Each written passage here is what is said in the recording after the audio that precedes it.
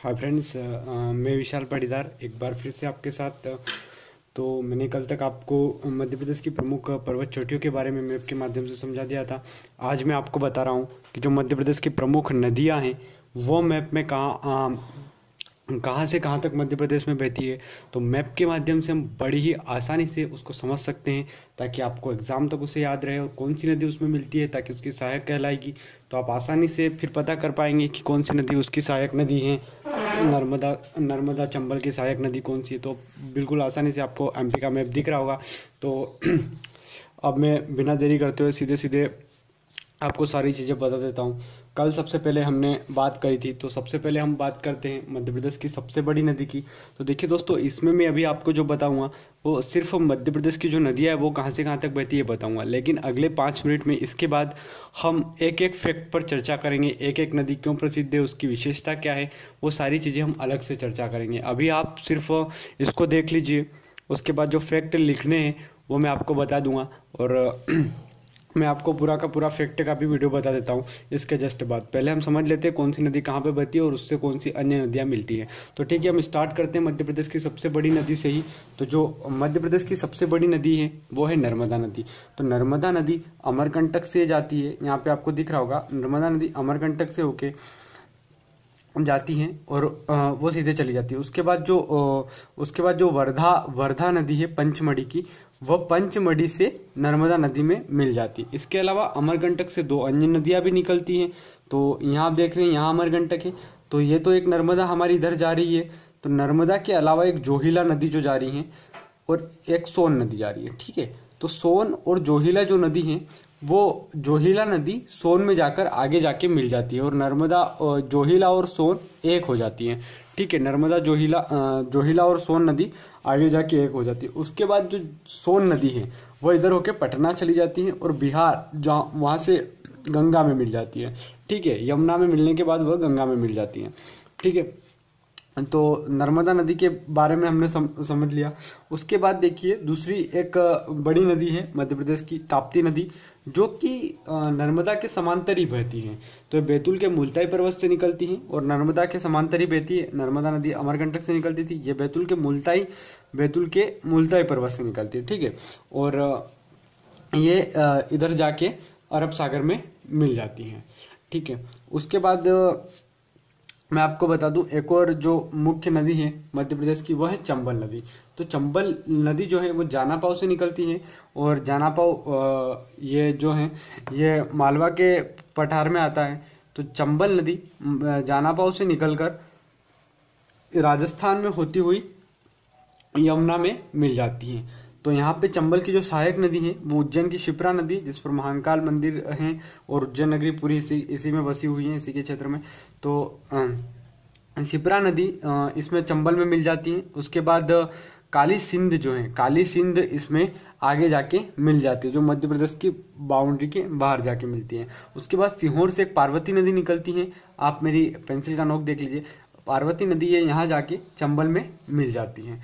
ठीक है, उसके बाद एक अन्य नदी है मध्य प्रदेश की जो इतनी महत्वपूर्ण नहीं है, लेकिन उससे क्वेश्चन आते हैं कि ऐसी कौन सी नदी है जो मध्य प्रदेश कर्क रेखा को 2 बार काटती है।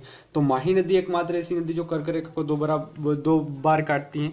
माही नदी अमझेरा धार से निकलती है और ये देखिए यहाँ कहीं कर्क रेखा है, तो ये इधर जाके राजस्थान में चली जाती है और राजस्थान में इसकी सहायक नदी है सोम नदी इसकी सहायक नदी है और राजस्थान में, मध्य प्रदेश में नहीं है।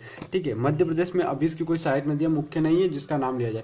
ठीक है, तो ये इधर जाके वापिस राजस्थान में ऐसे घूमती है, इसलिए कर्क रेखा यहाँ है, तो एक बार यहाँ काट देगी, एक बार यहाँ काट देगी। तो क्वेश्चन बनता है कि कर्क रेखा को 2 बार काटने वाली नदी कौन सी है, तो माही नदी होगी। ठीक है, उसके बाद नीचे की मैं नदी आपको बता देता हूँ। यहाँ से एक पेंच और कान्हा नदी, पेंच नदी और वर्धा नदी और बैनगंगा नदी, 4 नदियां निकलती हैं। तो जो बैनगंगा नदी वो मुख्य नदी है। तो बैनगंगा के बाद ये जो तीनों नदियां हैं, वर्धा, पेंच व कान्हा, तो कान्हा, पेंच और वर्धा जो तीनों हैं ये महाराष्ट्र में जाके इससे मिल जाती हैं और जहाँ पे बैनगंगा वो वर्धा नदी मिलती है उस जगह को प्राणहिता कहा जाता है। ठीक है, प्राणहिता कहा जाता है और अंत में जो बैनगंगा मुख्य नदी बन के गोदावरी में विलीन हो जाती है, गोदावरी में मिल जाती है दक्षिण भारत में जाने के बाद। तो आपको समझ में आ गया हो। एक बार फिर से हम रिकॉल कर लेते हैं सारी चीज़ें। नर्मदा नदी, ठीक है, 13-12 किलोमीटर जो हम पूर्व से पश्चिम की ओर बहती है, ठीक है, एस्चुरी का निर्माण करती है। ताप्ती इसके समांतर, ऐसा अगर क्वेश्चन आता है कि ऐसी कौन सी नदी है जो नर्मदा के समांतर बहती हैं, तो ताप्ती नदी नर्मदा के समांतर बहती है और उसके समान ही सारी चीज़ें होती हैं। यह भी एस्चुरी का निर्माण करती है और ताप्ती भी एस्चुरी का निर्माण करती है, ठीक है। उसके बाद चंबल नदी इधर चली जाती है, ठीक है, और यहाँ पे चंबल का जो क्षेत्र है बिहड़ क्षेत्र बनता है, ठीक है। उसके बाद पार्वती के बारे में हमने देख लिया। काली सिंध और शिप्रा चंबल में मिल जाती है। इधर सोम नदी जो है माही की सहायक नदी है, माही कर्क रेखा, ठीक है। उसके बाद जो इधर आपको एक नदी दिख रही है यमुना नदी है, ठीक है। ये यमुना नदी चंबल में मिलने के पश्चात यहाँ पे इलाहाबाद में आके गंगा से विलीन हो जाती है। यमुना नदी गंगा में मिल जाती है। आपने त्रिवेणी का जो नाम सुना होगा, इलाहाबाद में जहाँ पे कुंभ लग रहा है, वहीं पे 3 नदियों का संगम कहा जाता है, यमुना, गंगा और सरस्वती। तो सरस्वती तो अभी विलुप्त हो गई है। वर्तमान में 2 ही नदियां वहाँ पे देखी जाती हैं, यमुना और गंगा। वहाँ पे विलीन होने के बाद जो गंगा नदी है वो मुख्य रूप से पटना में जाती है, जहाँ पे सोन उसमें मिल जाती है। तो सोन जो है अमरकंटक से निकलती है। सोन अपने आप में जोहिला को मिलाकर पटना में मिल जाती हैं। तो आइए मैं अब आप इसके सारे फैक्ट, एक एक नदी के फैक्ट आपको क्लियर करवा देता हूँ। इसकी कुछ छोटी नदी है जिसको मैंने यहाँ पे डिनोट नहीं किया है, वो मैं अगले वीडियो में बता दूंगा, या फिर वो उससे कुछ क्वेश्चन नहीं बनते। ये मुख्य नदियाँ है जिनसे क्वेश्चन बनते थे, मैंने आपको बता दी। अब मैं आपको फैक्चुअल बताता हूँ कौन सी नदी की क्या विशेषता, कौन सी नदी कहाँ से निकलती है। तो देखिए, अब मैं आपको ट्रिक बता देता हूँ इनको याद करने की। मध्य भारत की जो नदी है यमुना की सहायक नदी को आप याद करने के लिए ट्रिक यूज कर सकते हैं। यमुना के बेटे कुक्कू चल काली के पास, ठीक है। तो इससे आपको सारी नदियां याद हो जाएगी। देखिए, के से जो होगी वो केन नदी होगी, इसकी सहायक नदी है। उसके बाद बेतवा नदी हो जाएगी बे से, ठीक है। टी से टोंस हो जाएगी, कू से कुनू हो जाएगी और फिर कू से कुंवारी हो जाएगी, ठीक है।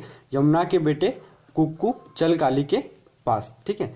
चल से चंबल हो जाएगी और काली सिंध, ठीक है, क से। उसके बाद पार्वती और सिंध, ठीक है। उसके बाद और ये जो कुकू चल काली के पास एक ट्रिक है, इससे चंबल की सहायक नदियां बन जाएगी, ठीक है। तो चंबल की सहायक नदी कुनू कुंवारी चंबल की सहायक नदी हो जाएगी।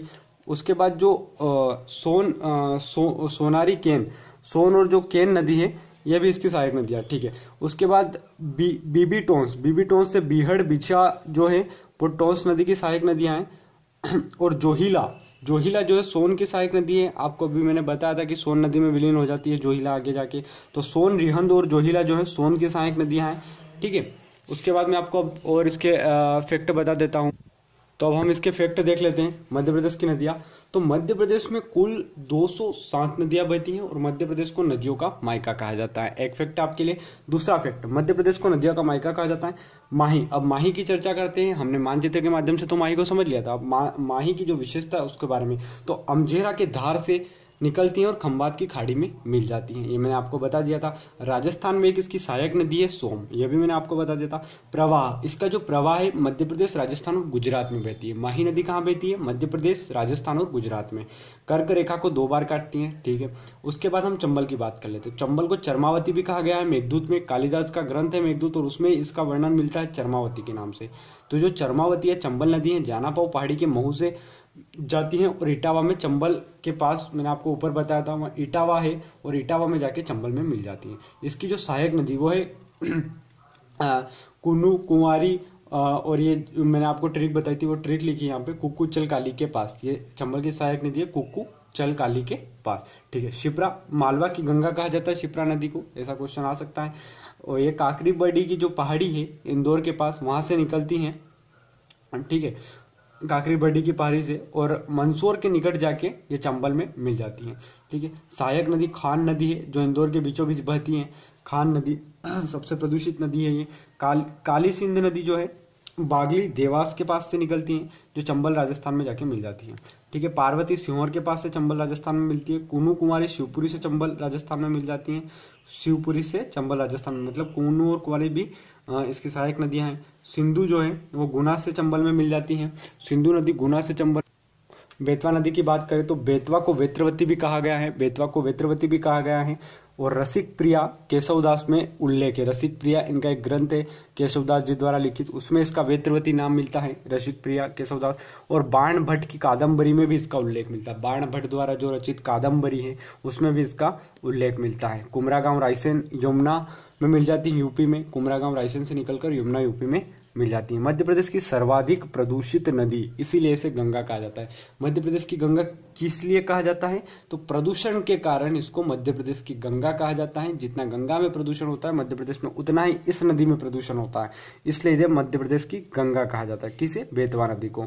ठीक है, इसकी सहायक नदी जो है बीना और दसान इसकी सहायक नदी। पाहुज नदी टीकमगढ़ से यमुना यूपी में मिल जाती है। पाहुज ऊपर मैप में बनेगी और इससे क्वेश्चन नहीं पूछे जाएंगे। टीकमगढ़ से यमुना में मिल जाती है। केन द्रिणावती कहा गया है इसे। ठीक है, सोनार की सहायक नदी जबलपुर से यूपी में यमुना में मिल जाती है। टोंस या तमसा नदी सतना कैमूर श्रेणी, कैमूर कल हमने चर्चा की थी, कैमूर श्रेणी से निकलती है और गंगा यूपी में इलाहाबाद के पास जाके मिलती है। ठीक है, सहायक नदियां इसकी टोंस की बीहड़ और बिछिया। बीहड़ और बिछिया दोनों बीबी से नाम आ रहा है। ठीक है, तो बीहड़ और बिछिया इसकी सहायक नदी है। सोन या स्वर्णवती नदी सुभागदी, रामायण बालकांड में उल्लेख। सुभागदी कहा गया है इसे किसमें? रामायण के बालकांड में। क्या कहा गया है? सुभागदी। रामायण के बालकांड में इसे सुभागदी किसे कहा गया? सोन नदी को सुभागदी कहा गया रामायण के बालकांड में।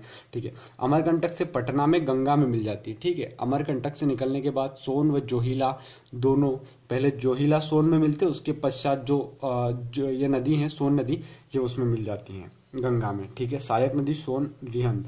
ठीक है, नर्मदा के अन्य नाम मैं बता देता हूँ। नर्मदा, रेवा, शंकरी, शिवपुत्री, नमोदास, मेकलसुता और सोमोदेवी, ये इसके नाम एक बार फिर से सुन लीजिए। नर्मदा, रेवा, शंकरी, शिवपुत्री, नमोदास, मेकलसुता और सोमोदेवी। ठीक है, भारत की 5वीं सबसे बड़ी नदी है। मध्य प्रदेश की सबसे बड़ी नदी और 1077 किलोमीटर मध्य प्रदेश के अंदर बहती है।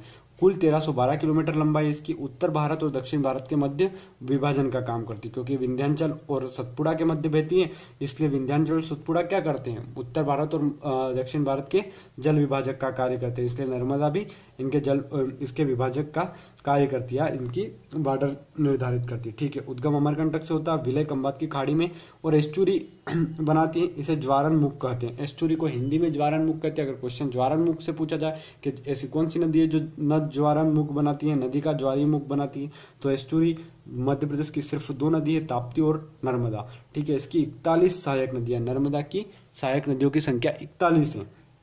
यह भ्रंश घाटी में बहती है। भ्रंश घाटी मतलब एक सकरी खाई, एक इधर भी पर्वत है एक इधर भी पर्वत है, बीच में से बहती है।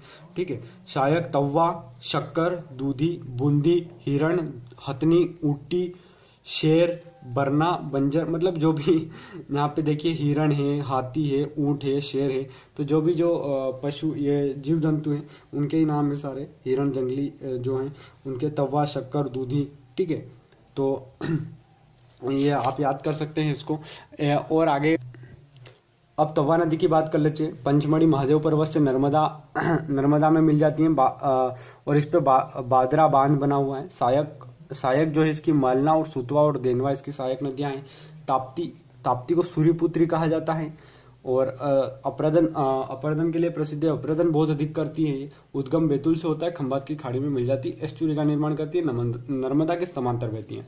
ठीक है, वैनगंगा को दीदी नदी भी कहा जाता है और भैया नदी भी कहा जाता है। तो भैया और भैया कर सकते हो आप, दीदी भैया नदी भी इसको कहा जाता है। उद्गम सिवनी से और गोदावरी में मिल जाती है वैनगंगा। लास्ट में मैंने आपको बताया था इसकी सहायक नदियां वर्धा, पेंच, कन्नड़, छिंदवाड़ा। प्राणहिता वैनगंगा में विलय हो जाता है। प्राणहिता एक जगह है, वहाँ पे तीनों नदियां इसमें विलय हो जाती है। मैंने आपको सबसे लास्ट में यही चीज़ बताई थी। तो दोस्तों, आपने मेरे चैनल को अगर सब्सक्राइब नहीं किया है तो आप मेरे चैनल को सब्सक्राइब कर लीजिएगा। आपको वीडियो पसंद आए तो लाइक और कमेंट जरूर कीजिएगा आपको वीडियो कैसे लग रहे हैं, ताकि मैं और वीडियो बनाने के लिए प्रेरित हो सकूँ। ऐसे ही मैं अगले वीडियो के साथ आपके साथ जल्द ही आऊँगा। ठीक है, जय श्री महाकाल।